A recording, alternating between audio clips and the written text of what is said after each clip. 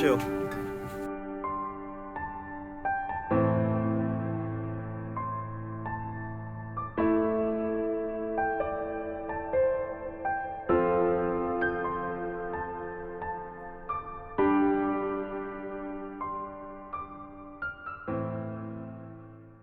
Hello everybody, it's been a while since last Bethel Crash, I think a year ago.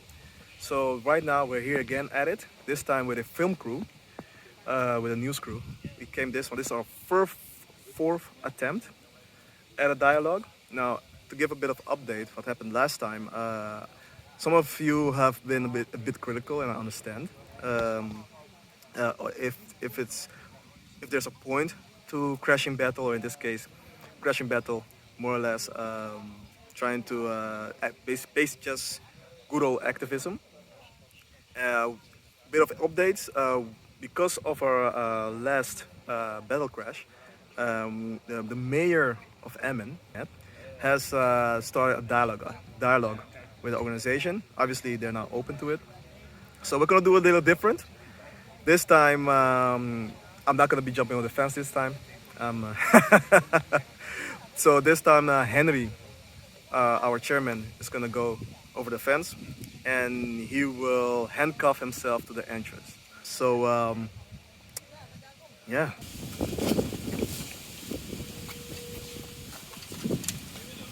Goedemiddag, ik ben Henry Dalem, hier een jaar geleden. En dan komen we aan de deur, want we willen toch natuurlijk de poort open. Dus een brief even willen we afgeven namens Stichting Against Watchtower-gunning. Nou, wij willen iemand persoonlijk spreken en niet van het bestuur, de heer M. van Ling, want daar is ook de brief aan gericht. Ja, het kerkgenootschap is niet altijd gesloten, die moet toch open zijn. Oké, dan weten we genoeg. Dan gaan we over tot de orde van de dag. Bedankt.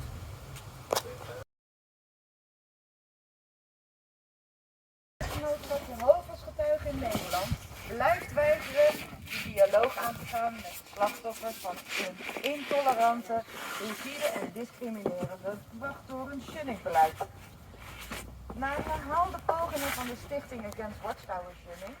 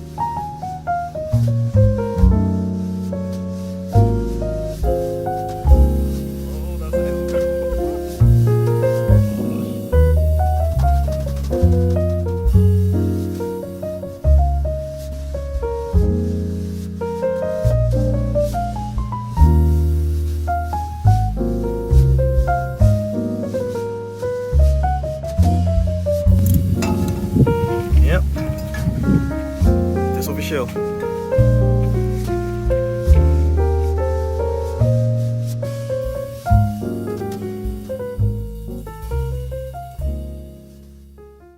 So another thing, thanks also due to our activism, also the local news have decided to have gained interest in our activism, and it's getting more attention with the time. I think I'll show some video clips maybe. Die de geloofsgemeenschap van Jehovah's getuigen verlaten of moeten verlaten, die worden sociaal compleet geïsoleerd door een oude gemeenschap. Van seksueel misbruik binnen de Jehovah's getuigen en dat willen hun niet hebben. En toen hebben ze mij eruit gezet. Henry hoopt met deze actie en het slapen voor het hoofdkantoor dat de Jehovah-gemeenschap stopt met het volgens hem doodverklaren van mensen. Of the past news, but right now it's gaining more and more attention. We hope that this will even get us to the court, to the right justice system, to fight against shunning making it basically at least making the watchtower reconsider or change their rules when it comes to the shunning policy. And yeah, it's going to take time. A lot of, I understand why people might not be, how do you say, critical about our method, but it's clear that it's working. We are getting attention. We are at least doing something, and we are at least trying to change and trying to at least make the watchtower reconsider their their approach on excommunication. And I've had people say like, "Hey, why don't you just write a letter?" This is our fourth letter, and we have not had no response. And once again, we're dealing with a cult, a high control group, so they're not going to be always open for a dialogue. But at least we're trying. At least we're doing something. Like some people have been once again going like, why can't we have to do it like this? And I'm like, okay, do you have any other better ideas? What have you done to change something, right? So at least we're doing something, we're trying, and there are results. I mean, even we're getting the right people, the right organization in the justice system, where I can't speak much. There's a lot of things going behind the scenes. I will keep you guys updated. So yeah, that's pretty much it for now. So we're gonna now wait. Henry just handcuffed himself, so we're just going to wait until the cops come along, and we'll see how the situation develops. Als je lekker aan het roken bent.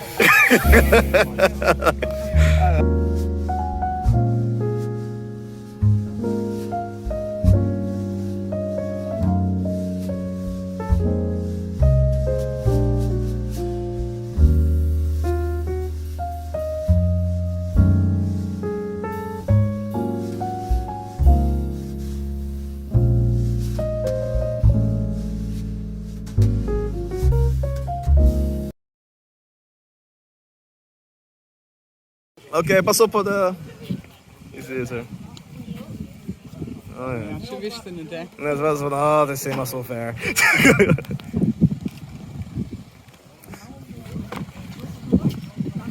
Yes. Here we have the cops.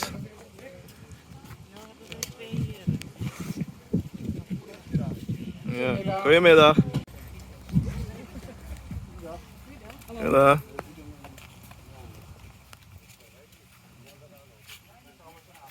Nee. Dat weet ik niet, hè? Dat ben ik niet thuis. Ik ook niet, maar dat weet ik. Wij gaan even overleggen, ja? Ja. Nog een politie. Is another cops coming. Oh, nu hebben we 2 copcars nu.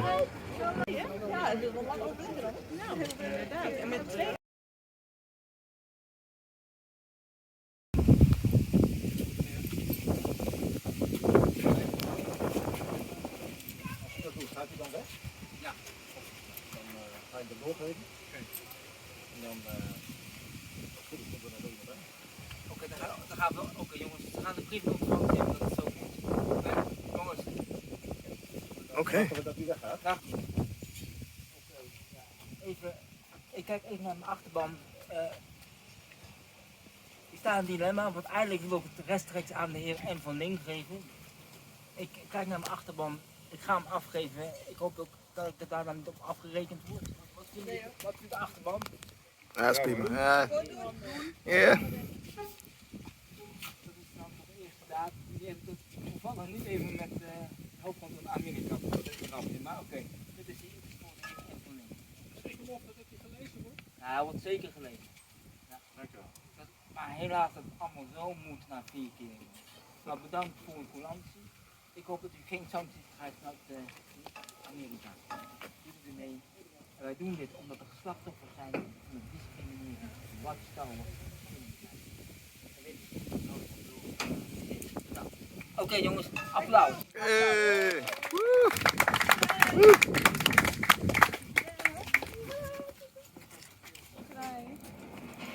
Well, to everybody's surprise, they took the letter.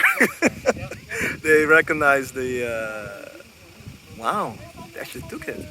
They decided to become human beings and just accept the letter and start a dialogue.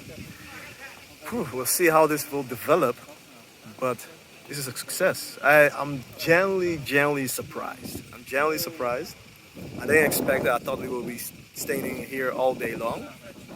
But it's actually really nice. I can get to home. I can get home early. I'm a little hungry, so yeah, it was a success. My apologies for the bad video. I just couldn't get a good camera right now. Um, anyways, I thought I would make a quick video. I think the audio, as long as the audio is good, that should be fine, right? This because I'll just be talking, so you could just do whatever. But yeah, my thoughts and conclusions. Well, yeah, they actually took the letter. They actually took the letter. I was surprised. I didn't expect them to behave like human beings. So I didn't expect them. It's okay. They were they were XJW sympathizers, those who never been Jehovah Witnesses, and who also came to support their friends who are XJWs, and they had a lot of questions like, why don't they behave like this, and why do they do that? For example, why don't they just take the letter? And yeah, we had to explain to them like, listen, JWs don't really think for themselves, even though they claim they do, but not really. Like they really just blindly follow what the governing body says.